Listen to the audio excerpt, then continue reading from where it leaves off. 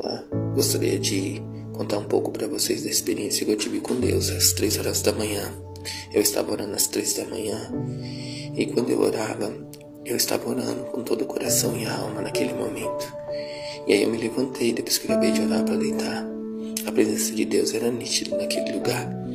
Mas quando eu fui deitar, eu não sei se foi arrebatamento de sentidos ou foi visão. Mas quando deu aquele apagão assim, eu me vi num lugar onde parecia um campo verde muito grande, imenso, que não tinha fim. E eu estava naquele campo e andava, só que quando eu olhava para o alto, a voz mandava olhar para o alto. E quando eu olhava para o alto, os tempos, o céu estava todo nublado. E havia uma luz que saía do meio das nuvens nubladas. E caía a corpa do Espírito Santo.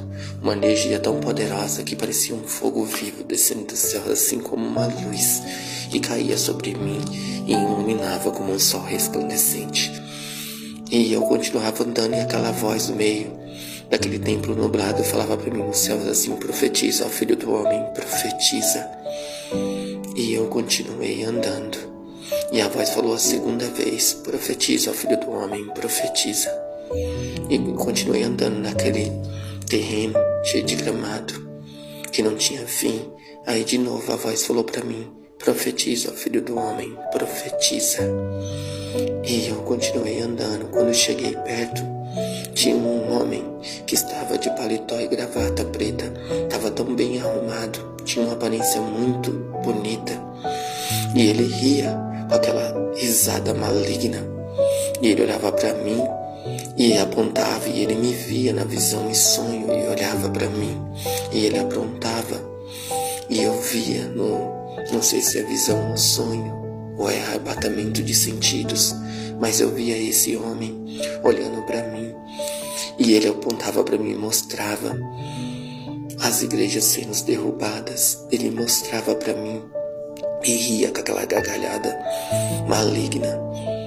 As igrejas sendo derrubadas, as coisas sendo tomadas, o bem sendo tudo apreendido e uma força especial criada pelo governo, prendendo as pessoas, prendendo todos aqueles que eram cristãos, que tinham ficado no arrebatamento. E eu vi as pessoas gritando, pedindo ajuda. E eu ficava triste, ele rindo, e ele me via e conversava comigo ainda na visão e sonhos, dando risada, rindo da igreja de Cristo. E quando eu continuei andando, a voz mandou eu continuar. Dos céus a corpa do Espírito Santo continuava derramando da tua luz. E aquele poder descia sobre mim, e a luz resplandecia no meio das nuvens nubladas, nos céus.